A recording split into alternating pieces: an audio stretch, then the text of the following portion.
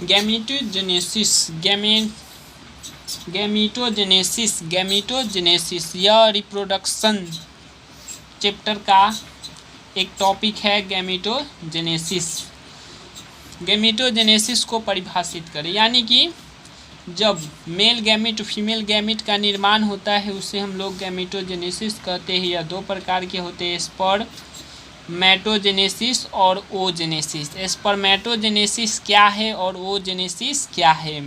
Mechanism of the spermatogenesis, शुक्राणु जनन के विधि। अब शुक्राणु स्पर्म कैसे बनता है और कहाँ बनता है ये जानेंगे। स्पर्म टेस्टिस के अंदर बनते हैं। आप लोग टेस्टिस समझते होंगे, यानी वृषण कहाँ होता है? दोनों टांगों के बीच में लटका होता है, उसी को गोलाकार संरचना को हम लोग टेस्टिस बोलते हैं।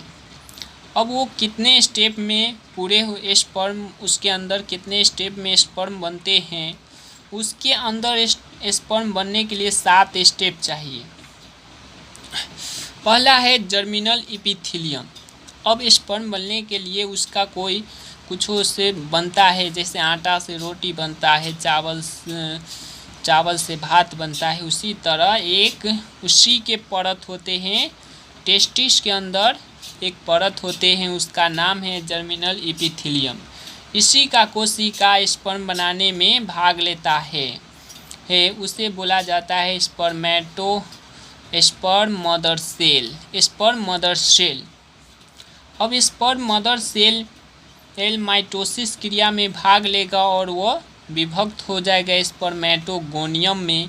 अब वह स्पर्मेटोगोनियम में बदल जाएगा, लेकिन इसमें गुणसूत्र की संख्या 46 ही होता है। उसके बाद वह स्पर्मेटोगोनियम फिर अगला स्टेप में अपना रूप बदलेगा, तो उससे उस रूप को प्राइमरी स्पर्मेटोसाइट कहते हैं। और फिर इस प्राइमरी स्पर्मेटोसाइट अपना परिपक्व और अपना रूप बदलेगा, और वह माइटोसिस क्रिया में भाग नहीं लेगा, मियोसिस क्रिया में जाके वह भाग लेगा। यह एक प्रोसेस है, यानी कि जिस तरह मशीन सबका अलग अलग होता है, तो उसी तरह यह एक मशीन के विधि है। अब मियोसिस क्रिया में भाग लेगा तो ये सेल को ऐसा तोड़ेगा कि उसका गुणसूत्र को भी तोड़ देगा, आधा इन्हें आधा उन्हें कर देता है। तब प्राइमरी स्पर्मेटोसाइट विभक्त हो जाता है सेकेंडरी स्पर्मेटोसाइट में। इसमें गुणसूत्र की संख्या आधी हो जाती है, यानी कि स्पर्म का रूप ले लेता है। अब सेकेंडरी स्पर्मेटोसाइट और परिपक्व होकर स्पर्मेटिड में बदल जाता है। स्पर्मेटिड। अब स्पर्मेटिड उससे कहा जाता है जो डायरेक्टली स्पर्म बना दे। अब सब कुछ बनने के बाद अब एक प्रोसेस बचता है, उससे एकदम डायरेक्ट कोई वस्तु बन जाता है। उसी तरह स्पर्मेटिड से डायरेक्टली स्पर्म बनता है, यानी कि शुक्राणु बनता है। आशा है आप इसे समझ गए होंगे। अब हम जानेंगे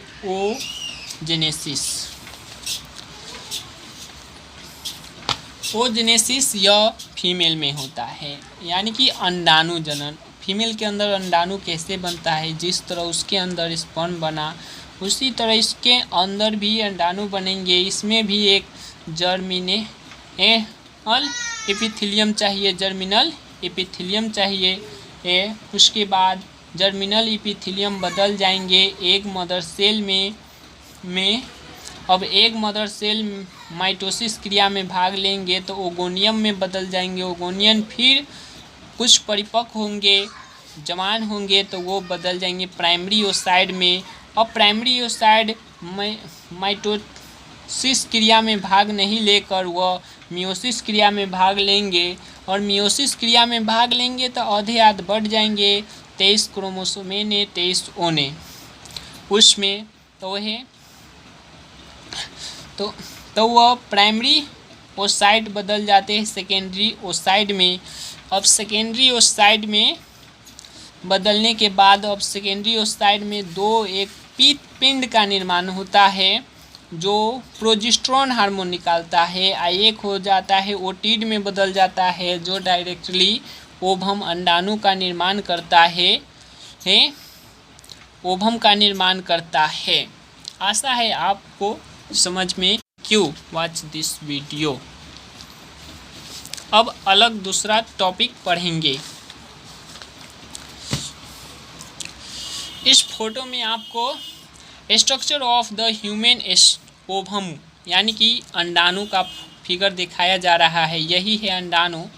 ये हाफ सेल हैं। जानिए, हम जैसा बड़े बड़े मनुष्य को इसी से बन जाते हैं। छोटा सा एकदम माइक्रोस्कोपिक होते हैं। अब इसके स्ट्रक्चर के बारे में जानेंगे। ये एक टेढ़ी लाइन से घिरी हुई संरचना दिख रहा होगा, उसे हम लोग कोरोना रेडिएटा बोलते हैं। कोरोना रेडिएटा जो ओवम को सुरक्षा प्रदान करता है। अब उसके ठीक नीचे होते हैं जोना पेल्यूसिडा। जोना पेल्यूसिडा जो ओवम को पूरी मजबूती से एकदम बांधता है, पूरी मजबूती से। इसी परत को तोड़ने के लिए मेल का, पुरुष का स्पर्म यानी कि शुक्राणु आता है और स्पर्म लाइसिन नामक एंजाइम छोड़ता है जो चाबी की तरह होता है। ये लॉक होता है, ताला की तरह यह परत होता है।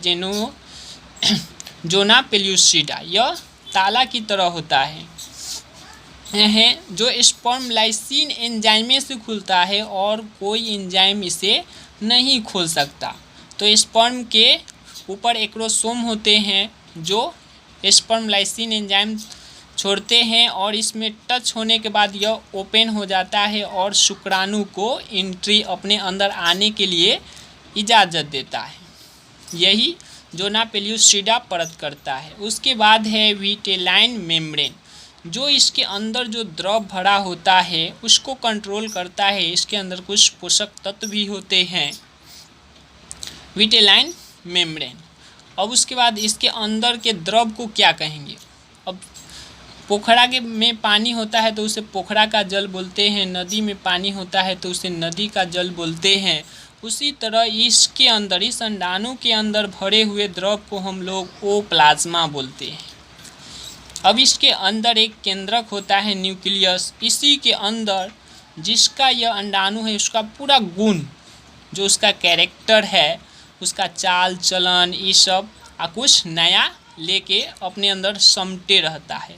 और वह कहाँ, जब यह न्यू संतान में बनता है उसमें यह ले जाता है। उसके पूरे हाथ पाँव, और माँ का हाथ कैसा है, चेहरा कुछ कैसा है, पाँव, अब उसके खास खास गुण जो होते हैं उसको भी ले जाते हैं। यही गुणसूत्र।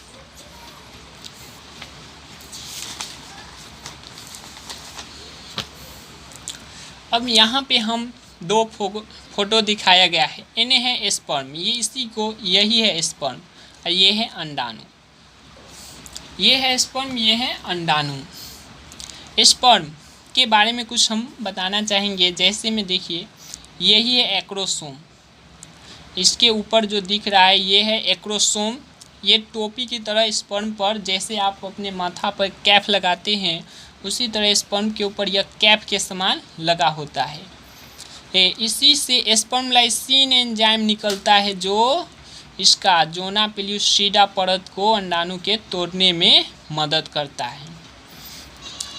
जब यह परत टूटता है तभी इसको एंट्री मिलता है। इसके अंदर भी एक केंद्रक होते हैं और इसके ठीक नीचे ये रिंग के समान, इसे गर्दन बोला जाता है। इसमें तारकाएं होते हैं, उपस्थित होते हैं और इसको चलने के लिए, एनर्जी प्रदान करने के लिए इसमें होते हैं माइटोकॉन्ड्रिया।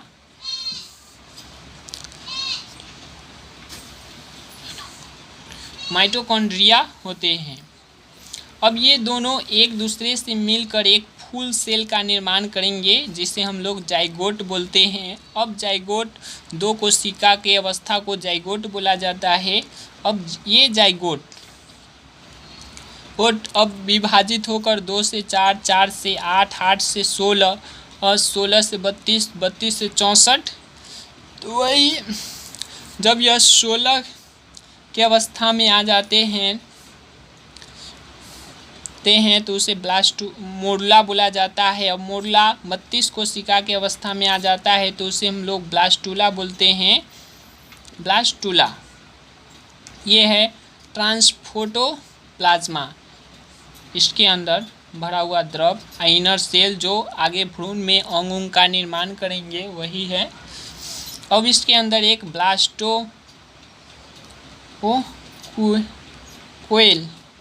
ब्लास्टोसेल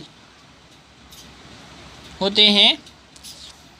उसके बाद यह आस्ते आस्ते उतरकर यूटेरस के दीवार में एक खांचेनुमा एंडोमेट्रियम परत होते हैं, उसी में यह जाकर रोपण क्रिया हो जाती हैं। उसके बाद वह भ्रूण के विकास में ले लेते हैं। ये एपिडिडाइमिस, हाइपोब्लास्ट और